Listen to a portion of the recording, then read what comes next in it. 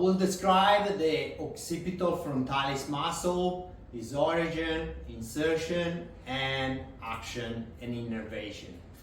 So the Occipitofrontalis muscle, like the name suggests, is formed by two parts. The frontal part and the occipital part, which is the occipital bone at the back of the scalp or back of the scalp. So the frontal part is, its origin is the supraorbital arch, which is the arch of your eyebrows pretty much, the bone below your eyebrows, and goes to the top of your head. Then attaches to the occipital part through the galea aponeurotica or epicranial aponeurosis, which is the connective tissue or fascia connecting the frontalis to the occipitalis. So the muscle at the back as well as at the front is subdivided in two parts, and it will be more clear when I explain the function of the muscle. So at the back, the muscle is attached or insert at the occipital bone on the lateral two-third, or wherever, imagine lateral would be to your arm or toward your arm or to the outside of the body, the lateral two-third of the nuchal line.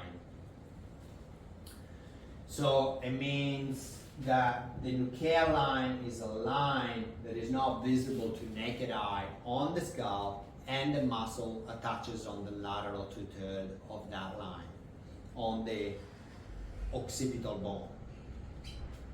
So because we are at the back, the occipital part of the muscle is capable of pulling the scalp backwards. As you can see, my forehead is becoming shiny, flat, without wrinkle, because the muscle is pulling the scalp backwards, okay? The frontal part is capable of raising your eyebrows, and is also capable of raising the eyebrows one at a time, because the muscle is subdivided in two halves. You got one part on your left side of the skull, or the frontal bone, or the right side.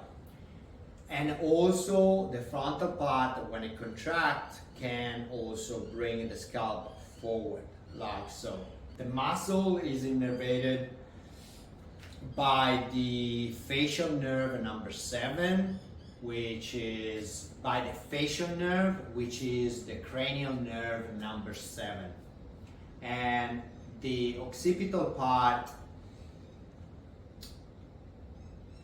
is innervated by the auditory facial nerve, and the frontal part by the frontal facial nerve.